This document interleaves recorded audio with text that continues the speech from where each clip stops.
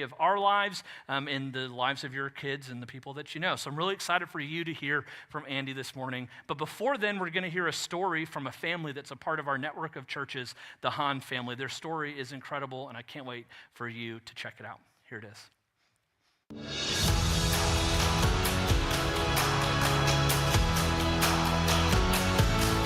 Do we look awkward at all? Do you feel awkward? A little bit. Relax. I feel like I'm in yoga.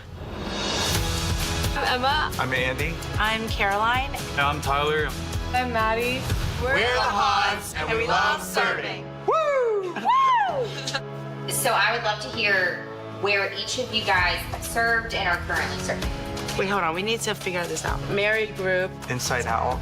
Upstreet. men's group, women's leadership group, young adults, And young adults. Wamba Land. I think I did Upstreet first. You were going to transit. But why did I decide that? We'd come along because we were your ride. Sorry, we're the worst. And then Tyler said he wanted to serve at Wamba Land, which made the domino effect of me serving at Wamba Land. And then Andy didn't want to be left out, so he joined Wamba Land services. He had FOMO. I was like, well, my family's there anyway. Might as well go serve. It's addictive. We're addicted to serving. We're from Philadelphia. I usually say Philly. We're actually high school sweethearts. We started our family in Northern Virginia, and work brought us to Atlanta 17 years ago. We were attending Gwinnett Church for a while, and our kids wanted to volunteer and serve, and somehow we got roped in. Caroline's always been a good servant. Me, not so much. I was super selfish, I'm selfish too. but I was more selfish. Okay. And once I tried it, I had no idea that I would actually enjoy it. I remember my dad saying, why would I want to go on Sunday nights to serve at Inside Out when I could just sit at home and watch football games? But now that he's serving, he wouldn't give it up for anything. There are some students that don't have a figure in their life that could be stable and consistent and a strength, and I love that he can be that person for those boys. It's not really sometimes the act, like the things that I do, but the relationships that are built through serving that I really enjoy. It's kind of like watching how Jesus loves others, but in a tangible way. I'm thinking I'm going in to serve to help others. I think I'm going to serve because there's a need.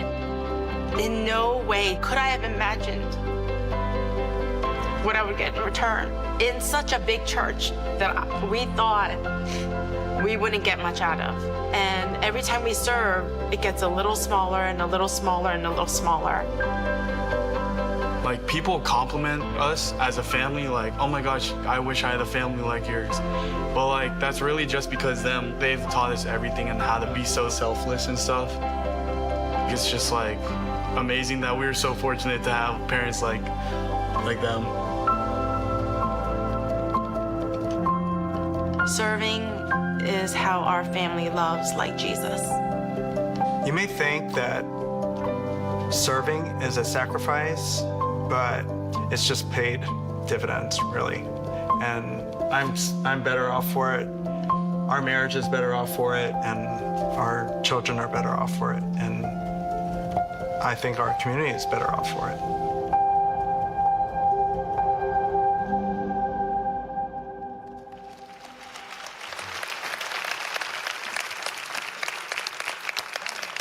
I think we should give the invitation now, Bill. Yeah. One of the things that I've always been so proud of is Sandra and I both inviting people to any of the environments at our church, whether it's Sunday morning service or the other things that we do. I always feel confident. In fact, we kind of have a thing that we do where we try to every week invite someone to come sit with us. And since I always sit in the same place, that's easy. And I invite people at least once a week. It's like, hey, you should come sit with me. And since I always sit in the same place, that's easy. But the truth is, those of you who come on a regular basis, I've noticed, You all sit in the same place as well, okay? So it's pretty much an easy way, it'd be easy to find you. So we just kind of make it a habit. You should come sit with me, you should come sit with me, you should come sit with me, because I know when they come, they get to meet you and see all the fabulous things that you're doing. When we were younger and our kids were younger, and we were with lots of, families at the ballpark and gymnastics and all that sort of stuff, we would always invite families, and I would say, kind of tongue-in-cheek, I'd say, hey, you should come sit with us in church or come visit our church, but don't bring your children.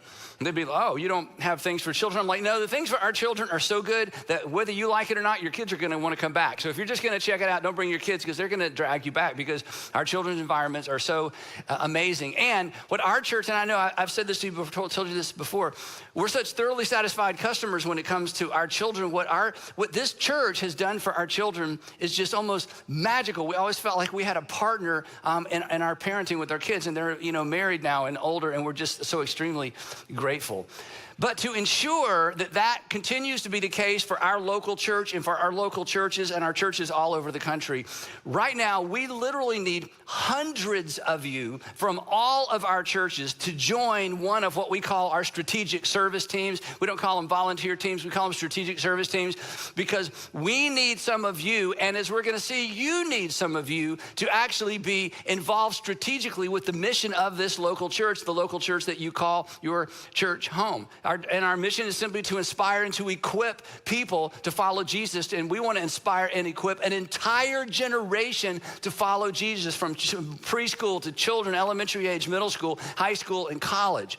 And in order to do that, with the challenges our culture faces and with the challenges that this generation faces, we need more people in the game, and we want to invite a lot of you to do that. So today, I'm going to use whatever persuasion skills I have, whether it's logic, emotion, all of them, okay? I want to use whatever persuasion skills I have to persuade hundreds of you to give us an opportunity to introduce you to one of the best investments of a lifetime that you'll ever make. In fact, this is the best investment outside of your personal family that you'll ever make, serving in an outward-facing local church like this one. And it's an opportunity for you to meet other busy, successful people who don't have time to serve and volunteer, but people who have made time because they know it makes a difference. They made the time because they have experienced the difference it makes. And every Sunday when I show up at one of our churches, and here at North Point in particular, I get here and there are some people, volunteers already here. They've already got the cones set up and the production people. And I every Sunday I walk around and say, thank you, thank you, thank you, thank you for being here early. Thank you for serving. 100% of the time, do you know what I get back?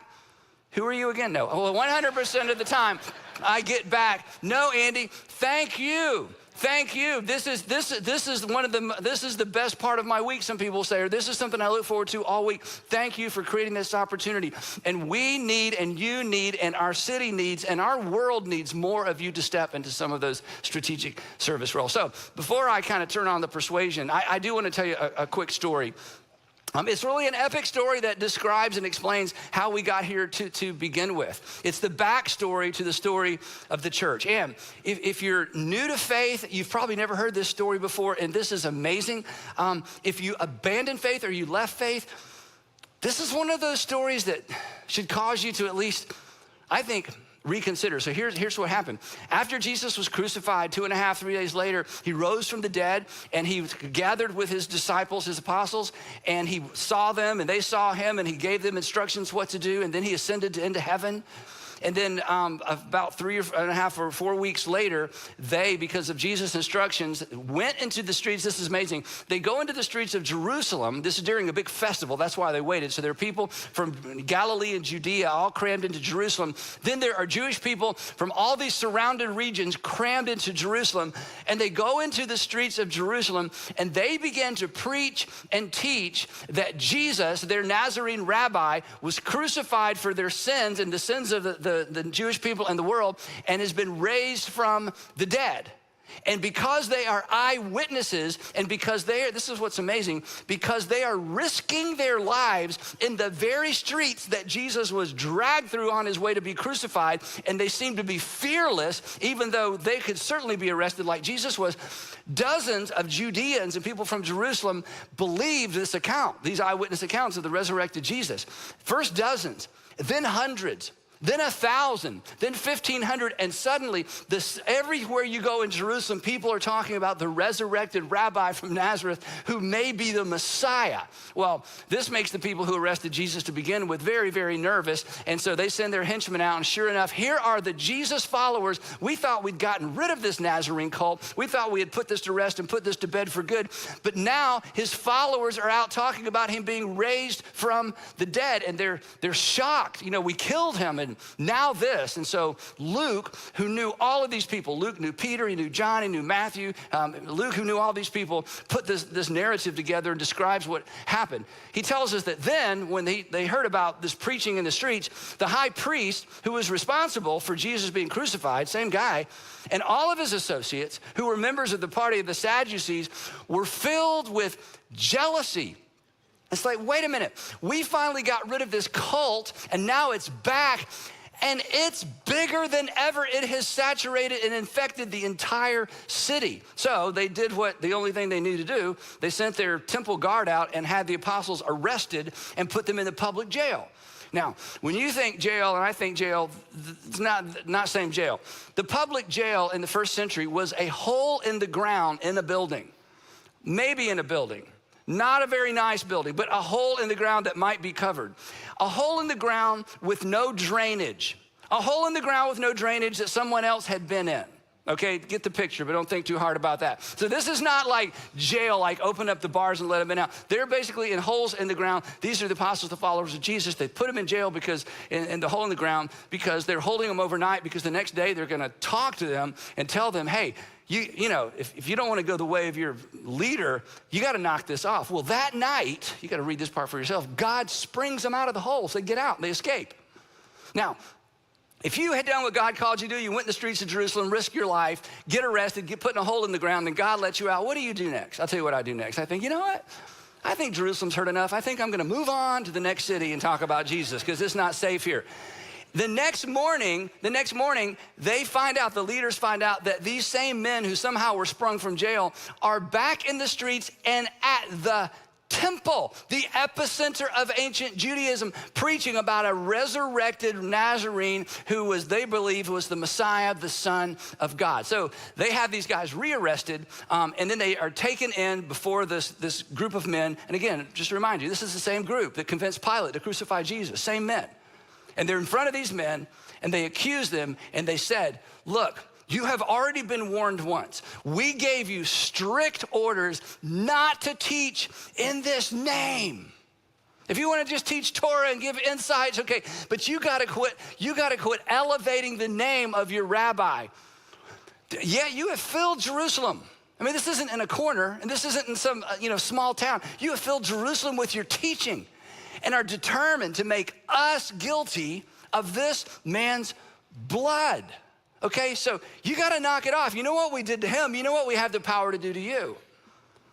So Peter steps up to give their defense, and he preaches a little sermon, and the theme of Peter's sermon is, you are guilty of that man's blood. We're not making this up. You know very well you were there. And he uses this amazing line. He says, you killed the author of life, but God raised him. In fact, I just want to real quick give you the outline of Peter's defense, his little sermon. His outline went like this. You killed him. God raised him. We've seen him. Now say you're sorry, okay? That's their outline. It's like, you did kill him, you're guilty. We were all there. We were there hanging in the back of the crowd during the trial. God raised him from the dead. We've seen him. You should repent and you should declare him your Messiah, because God has done something in this very city in your midst. To quote Peter, he says, and we are witnesses of these things. And then you read right by this because, the culture is so different than ours. Luke says, these men were flogged. That's all it says, flogged, and the text keeps going. It's like when they talk about the crucifixion of Jesus, and then they crucified him. No description. And no description is given of the crucifixion because everybody reading the story had seen one or the aftermath. They didn't need a description. No description of being flogged. Everyone who lived in that day and age had seen the aftermath, perhaps, of someone flogged. We don't know if all 12 apostles were there, if they're 6 or 8. This took a long time. And they listened as they heard the scourge, the whip, the scorpion, ripping the flesh off of their friends' backs and their yells and their pain. And they knew it was their turn. One after another, after another, after another, after another, their backs are bleeding. People died at times from the infection of being flogged. And then they let them go because they knew they would leave there to go have to be healed somewhere. They couldn't circulate. They couldn't go back to what they were doing before. The apostles, now Luke knew these men. He knows. He knew these men. This is their story. He got it straight from them. The apostles left the Sanhedrin rejoicing. They had to be carried out probably because they had been counted worthy of suffering. This is the word we miss. Disgrace for the name. Do you know why this is important? Because for the rest of their lives, when those fishermen took off their shirt, for the rest of their lives, when those men took off their shirts, what it would say to culture is, you have been arrested. You were found guilty of a crime and you were punished. But for them, it was a badge of honor. They suffered disgrace for the name. And days later, when they could walk again, days later, when enough ointment had been put on their back so that they could move without the pain of those wounds ripping back open. Day after day, in the temple courts, from house to house, they never stopped teaching and proclaiming the good news that Jesus is the Messiah. These are our people. They are why we are here. And why would they do that? Why would you go back to the same place 3 times and then day after day after day in the city where your life is being threatened? Who would do that? Men who no longer feared death. And what would cause a man to lose his fear of death? When you watch your rabbi crucified and then you have breakfast with your rabbi a few days later, you realize God has done something miraculous. God has done something for the world, and the world needs to know, and you're not gonna shut us up. And the fear of death has lost its sting. I just gotta say one more thing before we move on. Look at this, good news. That's where our word gospel comes from. I wish the word gospel wasn't in the text. I wish it just said good news every time. Look up here. If the version of Christianity that you embrace currently doesn't strike you as good news, it's the wrong version. If the version of Christianity you were raised with and that you walked away from never felt like good news, it was the wrong version. From day one, from the opening day, from the opening chapter of the story of our faith, everything about Jesus for everybody in the world was good news. And the only people it threatened were those who stood in contrast and stood contrary to the good news that God had done something for the whole world. Now, because of their courage and because of their boldness, they couldn't be rearrested because the whole city had come out to hear these guys, and so the religious leaders just kind of finally back off. And then the story continues. Luke tells us that in those days, when the number of disciples was increasing, disciples simply being followers of Jesus, they increased, and now it's thousands of people. And these people from the surrounding regions who came into Judea and to the city decided to stay because thousands of them have now sort of joined this Jerusalem church. And imagine this, they get to sit at the feet of Peter and John and Matthew and Bartholomew, the men who have been with Jesus, and they're like soaking this up, like, tell us more. I mean, God has done something. We want all of the details. So there's this explosive growth, which created explosive challenges because they didn't have any systems. It's just these mobs of people who can't get close enough to the apostles, and they're staying in town. So now the restaurants are running out of food, and there's, it's just become a little bit unmanageable, a little bit of chaos. And so it created some specific problems within this group of people. Specifically, specifically, it created a food distribution problem. Here's what happened. The families that lived in Galilee that came to Jerusalem and the families that lived in Judea, that region that came to Jerusalem, they were what the text calls Hebraic Jews. That is, they spoke Aramaic and they shared the same culture. But apparently thousands of Jewish people who were more Hellenistic, they were Greek-speaking Jews, had come into the city for this festival. But they too have embraced Jesus as Messiah. Now they're mixing together. And the church has decided to take care of the needs of those who had the greatest needs. And one of the groups that had the greatest needs were the widows. Somebody had to take care of widows. Specifically, somebody had to provide daily food for the widows. So the church takes on this responsibility. And here is the perfect picture of how the church is to be.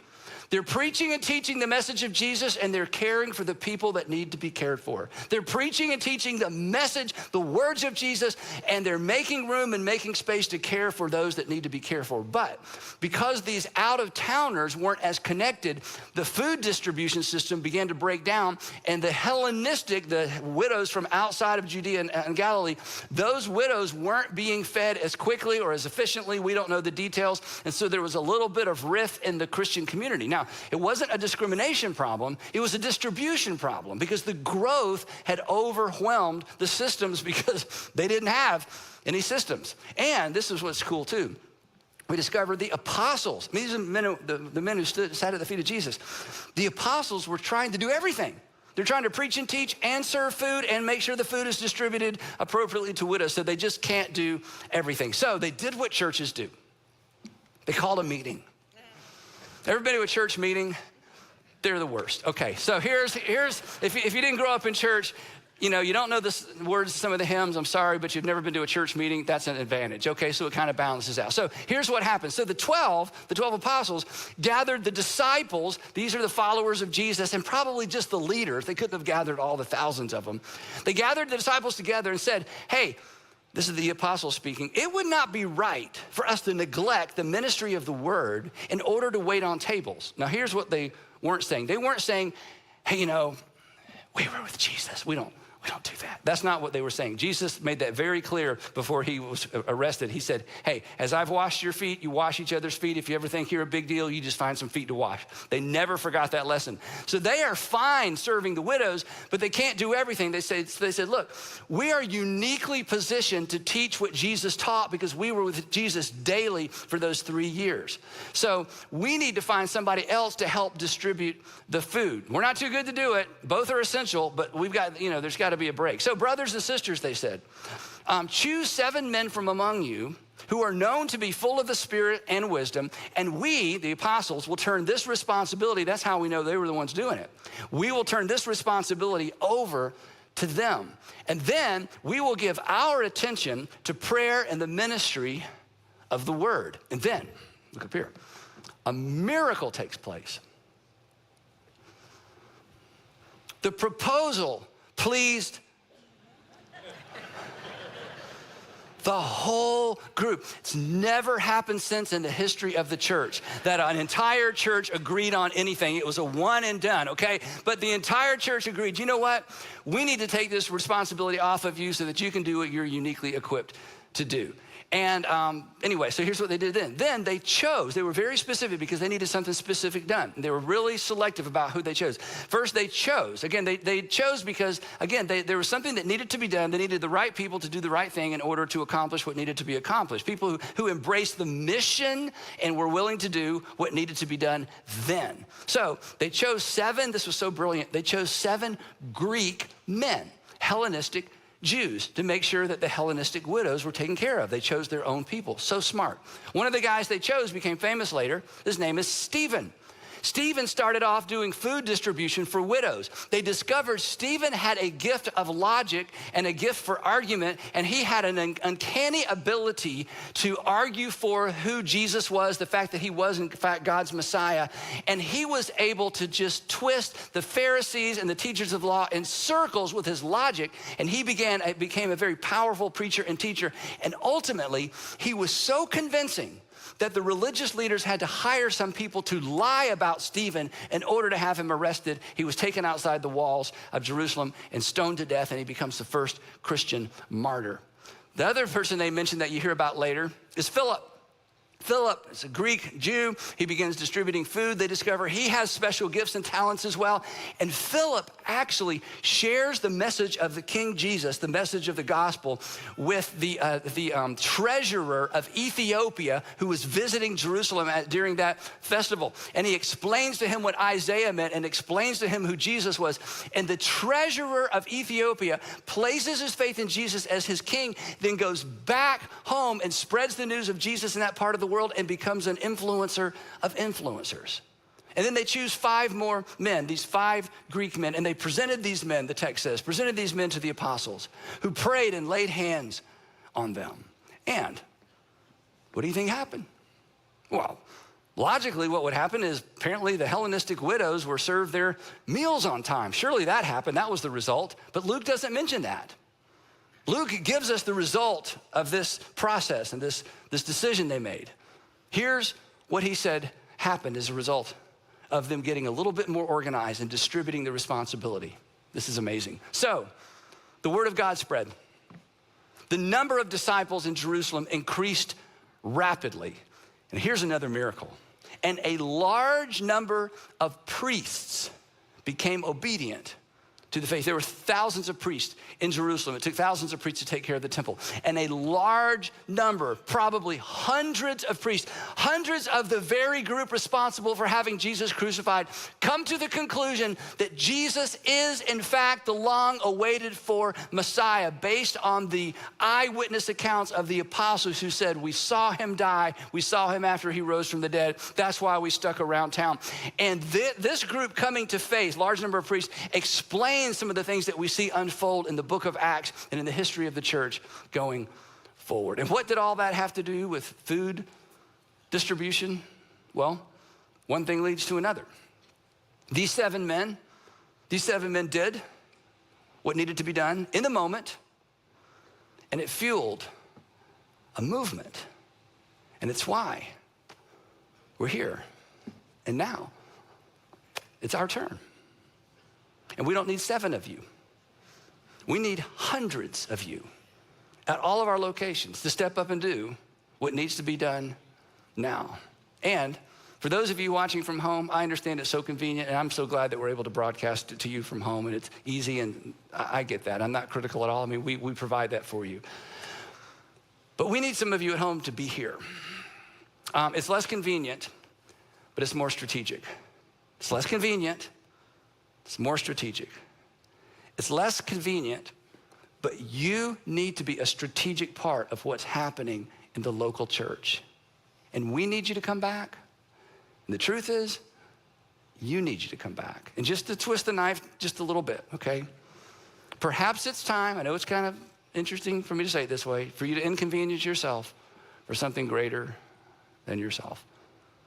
But perhaps it's time for a lot of us to inconvenience ourselves for something greater than ourselves. Here's what I can promise you. No flogging. There will be no flogging, no flogging. I can guarantee you that. I can't guarantee you get your food distributed on time. We have lots of coffee and donuts, but no flogging, right? We will never suffer to the point of shedding blood for the gospel. All our Heavenly Fathers ask us to do is to participate in the body and not to simply be a consumer. You will never regret what you do for a local church that is an outward-facing local church. And collectively, we will accomplish a great deal more. Now, I have all the history of our church in my head because I've been here since the beginning, right? And I remember 26 years ago, almost to the date, it was the beginning of a year, 26 years ago, standing in front of a much smaller group of people. We had no building, we had no resources, we had no members. All we had was an idea that we weren't even sure was gonna work. And a group of people stepped up and said, we believe our city and our nation needs a different kind of church. Our city and our nation needs an outward-facing church. Our city and our nation and the world needs a gospel that truly is, from top to bottom and left to right, good news and of great joy for all the people. That Jesus needs to be talked about in such a way that people lean in rather than push back, because they would hope it's true. What if that's true? What if it's true? What if it's true, there really is a God who has allowed us to call him Father. We can have that kind of intimate relationship with him that loves us unconditionally, who sent his son to pay for our sins so we could have clear access to God who encourages us to call him Father. What if that's true? And the reason you're here today, and the reason I'm here today, in the building like this or in the building like you're in, is because of those people 26 years ago. Their money, their time made it possible. And now it's your money and it's your time that's required to make it possible for this generation and the next generation to continue doing what we know God has called us to do and to create the environments that you've been blessed by, your children have been blessed by, that we want to bless another entire generation with. And if everybody will do a little, we can accomplish a lot. Now, what I'm about to say is not hyperbole. I'm not making this up. This happens every week at all of our churches because I get to hear the stories and read the stories and see the email.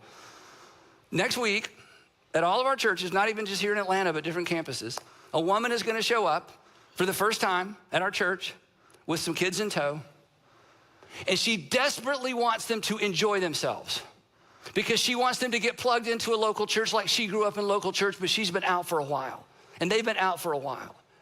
And she's hoping we get it right. And next week, another woman's gonna show up with a couple of kids and a husband in tow. And she wants the kids, when they're finished, when they pick them up after their environment, to say, Mommy, can we come back? And she wants her husband to at least tolerate it and be willing to come back. And she is praying like crazy that God will answer her prayer. And you have the potential to be an answer to her prayer. It happens every single week. And every single week, next week, some parents are gonna show up. Maybe a single parent's gonna show up with a middle schooler, find out what we have for middle schoolers and walk down that wide hallway with all those kids and all that stuff going on, take him to transit, take her to transit, and he or she doesn't necessarily wanna be there, and his attitude precedes her or him before they get into the room. And mom is praying like crazy. Oh God, I need some help. My kids need some truth. I pray this works. This is a big church. And you have the opportunity, and I have the opportunity to be an answer to her prayer, answer to those parents' prayers. It happens every afternoon. Parents show up. A parent shows up with a 10th grader, 11th grader to Inside Out. Says, where do I sign up? How long is it gonna be here? And the attitude is just, it's massive. It's like you can tell that he or she isn't necessarily bought in. And mom and dad has prayed all the way there. And for years, people just like you have been an answer to those parents' prayers. I'm not exaggerating. We've been doing this 27 years, so there's stories. This isn't guesswork anymore. It's not an experiment anymore. It's not a theory anymore. Those children's middle school and high school environments have the potential to change, alter, and direct the trajectory of an entire life. And for some of you, you know that because that was you, because you were raised in environments like that and participated in environments like that. And we're gonna keep doing that. Our model for ministry for children is very complicated. It is very labor intensive. Most churches don't do it this way. It's too hard, but we are not gonna give up because we are committed to the next generation, and we are committed to setting an anchor that is so deep that even when they stray from it, they can't stray far. That's our goal, and that's what we're inviting you to be a part of. We don't babysit. We don't just take care of children. We inspire and equip them to follow Jesus. And here's the thing. If it was your daughter showing up next week at some church with a couple of your grandkids in tow, what would you want them to experience? If it was your son or your daughter, if it was your grandson, if it was a family member and they've walked away from church and now they're gonna give it another shot, it's your daughter bringing your son-in-law and he's just been so, just not, sort of defensive and I don't know about the church thing. What would you want them to experience? You would want it to be epic. You would want it to be clean. You would want it to be organized. You would want it to be amazing. And it's not gonna be any more amazing than we have amazing people participate. And that's why I'm inviting you to step up to be a part of this. Churches all over the country take their cues from us. Churches all over the country copy us. We give stuff away all the time. And we want to continue to be a part of this. And I can't go too long about this, but you know as well as I do, the challenges that students in particular face right now with not just the temptation, just the cultural shift. We believe the gospel addresses that. We believe the fact that God loves a child unconditionally, a student unconditionally. The gospel is relevant. There are guardrails, there are ethical guardrails, there are moral guardrails. And when you add those to accountability, it does something for a student that isn't gonna happen any other way. If you've ever thought, boy, I wish there had been a church like this when I was growing up, here's your chance to ensure there's a church like this for the kids that are growing up now. And I know you don't have time. Nobody has time. You're super busy, successful people. I'm asking you to make time. And I'll be specific. I'm asking you to give us 1 hour. You see, if I called you, or if your lead pastor called you and said, could I have 1 hour of your time? Most of you would say, okay, I'll give you an hour. If you just need an hour. So I'm calling in our hour right now. I'm calling in an hour.